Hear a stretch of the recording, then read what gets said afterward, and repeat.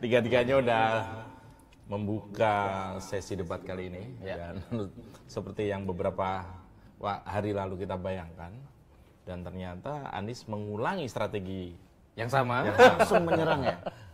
Menurut lu gimana Dum tadi kira-kira? Ya, sudah ada blunder belum? Lu kan kalau saya sih pakar blunder. Kalau saya sih mengamati pernyataan dari Prabowo tadi, Paslon 02. Dia mengatakan bahwasannya hanya ingin berkuasa, terus menggebu-gebu bolak-balik, intinya bolak-balik ya nyapres mungkin ya.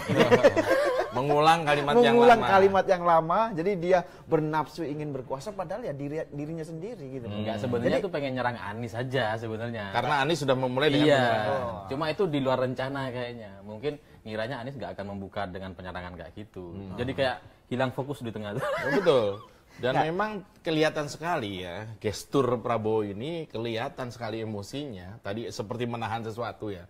Dia nggak lepas lah gitu. Mungkin karena sudah mendengar kalimat-kalimat dari Anies yang nyerang tadi. Ya kan gitu kan? Langsung to the point lagi, langsung kelihatan kan tadi langsung keringetan kan. Banyak prajurit nggak punya rumah, sementara menterinya bergelimang tanah gitu kan, gitu kan.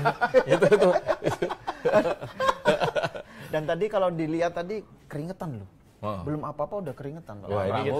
Mau ngapain aja keringetan. Iya, karena memang mungkin obat pacu saya pikir karena tekanan dari Anies tadi. Bisa jadi. Maksudnya apa yang disampaikan Anies tadi nadanya memang spesifik ke arah Prabowo. Emang nyerang. Tapi Pak Ganjar saya lihat lebih adem ya, lebih tidak ada blunder ya. Tidak menyerang dulu dan lebih tenang gitu kan.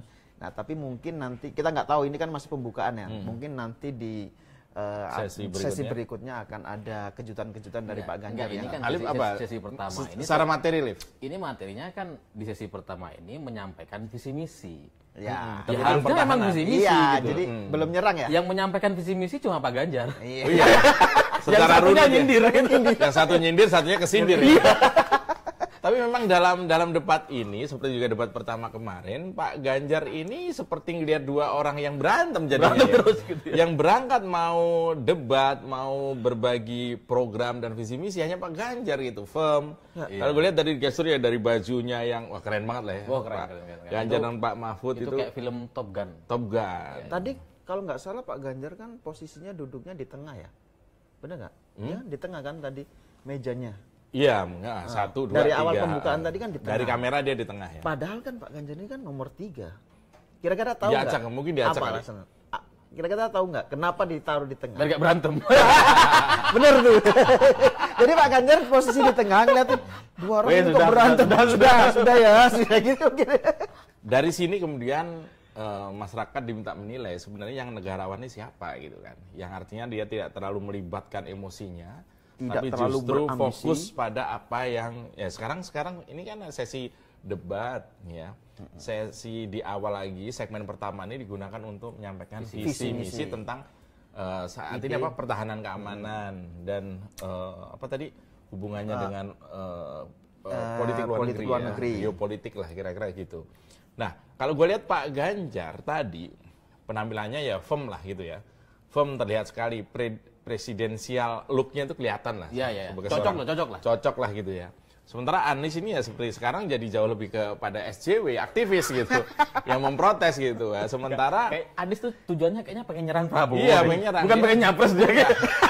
Kalah nggak masalah buat dia. Yang penting nyerang Prabowo. Toh dia nggak koktail efeknya nggak diharapkan ke siapa-siapa kan maksudnya kan, karena dia nggak punya partai. Nah, sementara Prabowo itu jadi orang yang marah karena disindir gitu.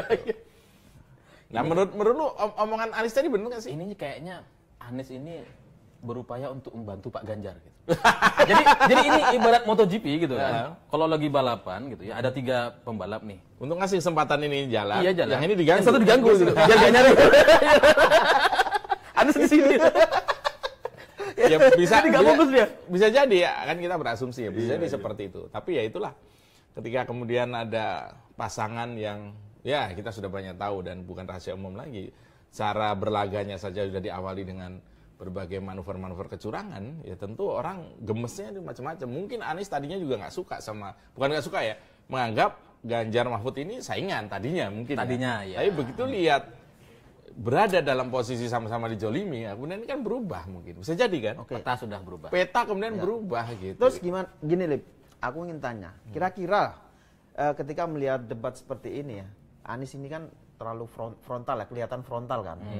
Kira-kira menguntungkan nggak bagi Anies ketika dia pasang mode yang seperti itu?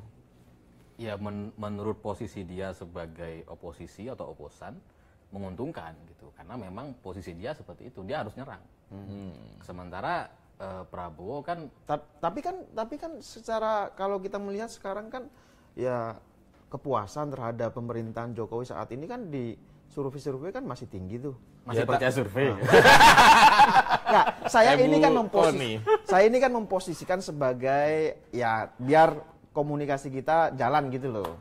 Saya memposisikan netizen mungkin yang berseberangan. Oke, saya memposisikan seperti itu. Kan secara survei Pak Jokowi ini masih tinggi. Iya, tapi kan gini, kalau itu tidak ini hal yang berbeda gitu. Survei kepuasan Pak Jokowi dengan Prabowo itu dua hal yang berbeda.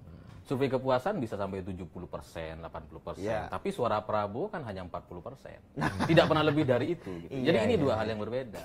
Nah, kalau Anies memposisikan diri sebagai orang yang menyerang karena memang dia membawa narasi perubahan, gitu. Harus berbeda, harus nyerang. Dan selain itu memang tenang dulu. Kita lanjutkan terlebih dahulu.